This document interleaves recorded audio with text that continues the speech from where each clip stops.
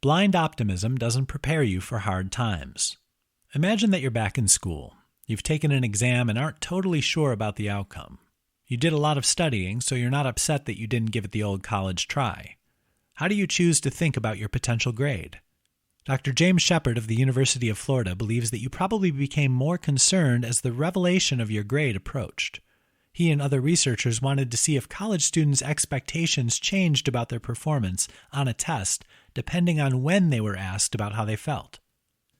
Students were asked what they thought about their performance on a midterm exam before the start of the semester. This was far in advance of the actual test. As it turns out, most of the students were positive thinkers. They had a lot of faith in themselves to do the necessary work in preparation to score well on the midterm. Then they were asked how they felt immediately after the test. There weren't so many that were feeling good about their performance. Finally, they were asked about their feelings moments before receiving their final grades. At this point, there were even more worst-case scenario thinkers. However, some students had a persistently positive attitude at the beginning of the semester, immediately after they took the test, and right before their grades were revealed. The danger of toxic positivity. Preparing for the worst possible outcome is sometimes the best option. As you move towards an event or result, thinking about what might go wrong can help you better prepare yourself for that possibility. This is why people stock up on supplies before a hurricane.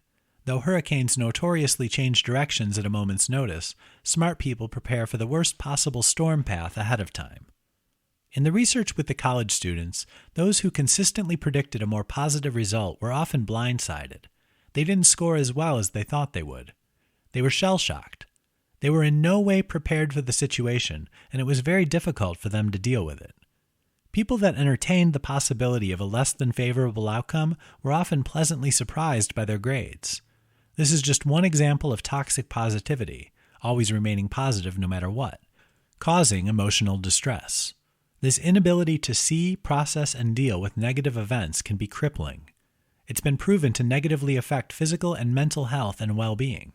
It also hampers your ability to brace for and recover from hard times as much as a realistic outlook can help you prepare properly. How your toxically positive attitude can kill a friendship. It can be difficult to know exactly what to do when your friend is having a tough time. All you want to do is help them in any way you can. You can empathize with them because you care so much about them. In some cases, you might even wish you could take on their hardship and suffer through an experience in their place. These are all signs that you're a caring, giving person. That's a wonderful thing. Our world needs more empathetic Good Samaritans in it. Even with the best intentions, we sometimes do the wrong things when we try to help others. It's not for lack of effort, but rather due to us responding in a way that may worsen the situation. You want to avoid this, so you ask yourself a series of questions. Should you try to cheer up your friend? Do you tell them that they have so many positive qualities that they'll be fine? Maybe you offer to treat them to a night out with friends in a festive environment. Perhaps you throw out a few of the positive thinking standbys. It's always darkest before the dawn. Things have a way of working themselves out if you just stay positive. You've got this. Happiness is a choice. Choose to be happy. Your intentions are wonderful, coming from a good place, but constant positivity can be insensitive in some situations. Even the most painful human emotions need to be dealt with. You can't simply ignore them. Shoving positivity in your friend's face is dismissive in certain situations. Your friend is processing a lot of negative emotions right now. Help them do that. Tell them you understand.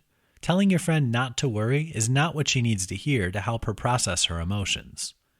Communicate support, but don't direct emotional responses. Toxic positivity can be deadly here. Not only can it kill your friendship, but it can lead to the suffering person making a difficult situation worse. Let your friend know that you're there for her. Then back that up by truly being supportive in any way.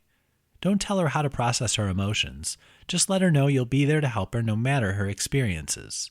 You can create a positive environment by not being dramatically positive and unrealistic when a friend is going through a difficult time. Is your relentlessly positive attitude poisoning your life? Your rent is due. Again. You don't have the money, and the due date is rapidly approaching. To make things worse, you recently got fired. You have no savings. Something good has to happen awfully quickly, or else the sheriff will hand you an eviction notice. Most people would be more than a little concerned in this situation. Not a lot of us want to live outdoors. It's pretty nice having temperature control, a cozy bed, a roof over your head, and a pantry full of food at the ready. Indoor plumbing has its advantages as well. Then there are all the negative emotions someone experiences if they have to live on a friend's couch or move back in with their parents.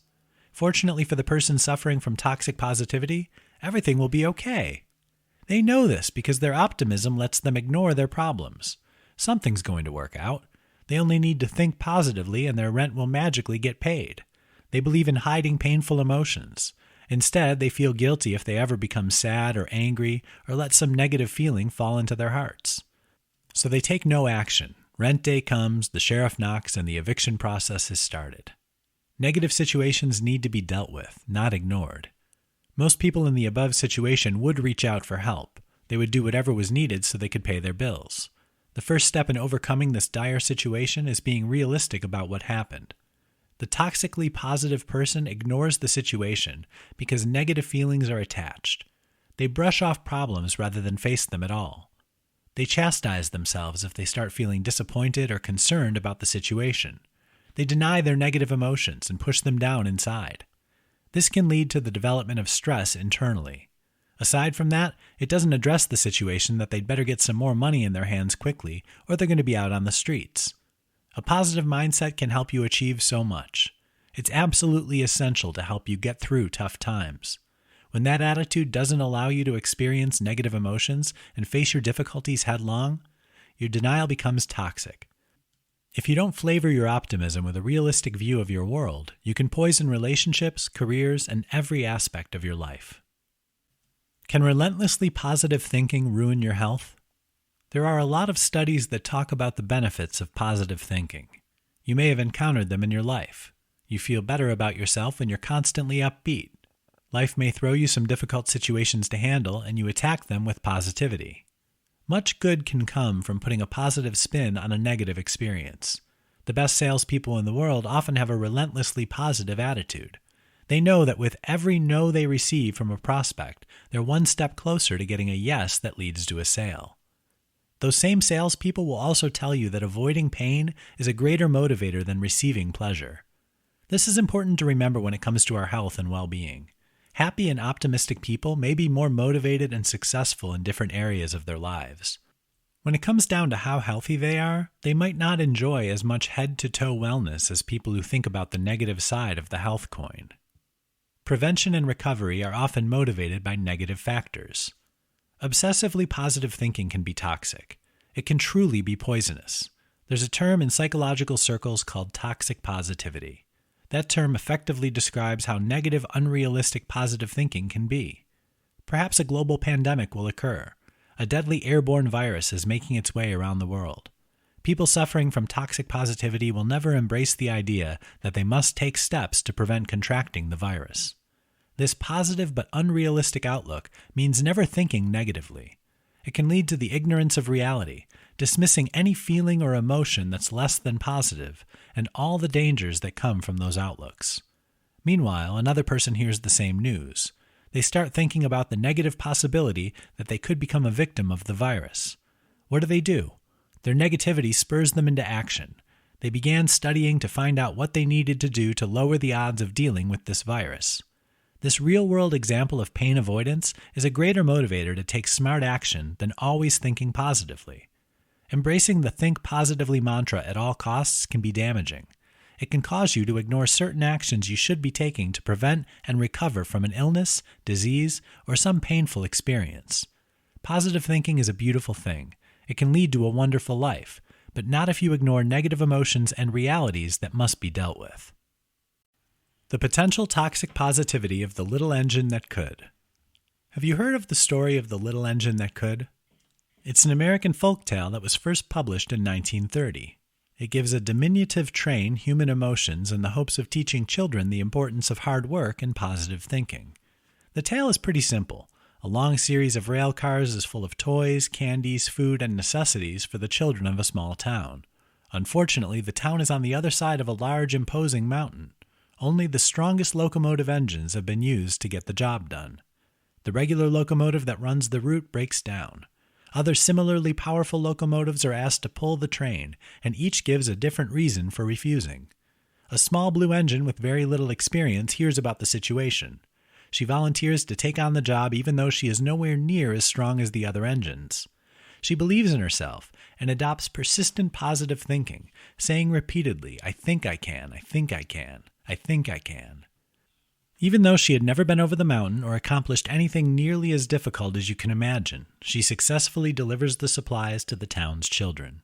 While there are a lot of positive lessons this folktale can teach children, there is one potential danger that often goes ignored: toxic positivity. What is toxic positivity?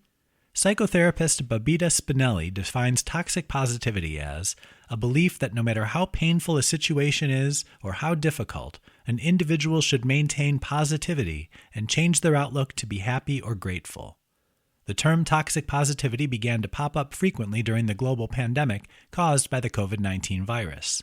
Some people embraced a positive mindset rather than facing the fact that this was a very deadly issue that attacked indiscriminately. Movement and travel restrictions were the norm. Scientists tirelessly worked to understand how to get a handle on the situation.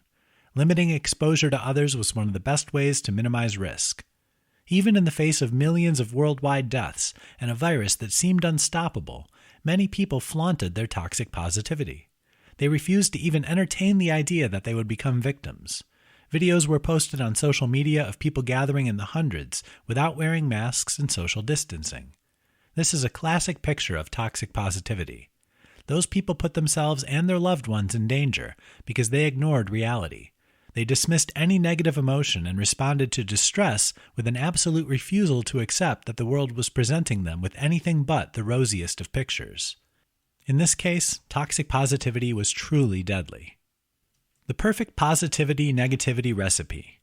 In the case of the little engine that could, the potential dangers of constant positivity aren't mentioned. What could have happened with no evidence to show that the engine could perform the task? Acting simply on belief rather than belief plus reality could have caused the engine to break down.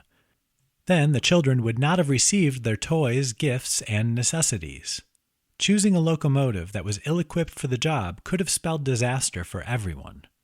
Adopt a positive outlook. Positive people have been proven to live longer than those who embrace negativity 24/7. Just be sure you don't ignore negative feelings or life events. A combination of realistic responses to negative situations and a positive attitude that you can get through them is the recipe for success when dealing with life's hardships.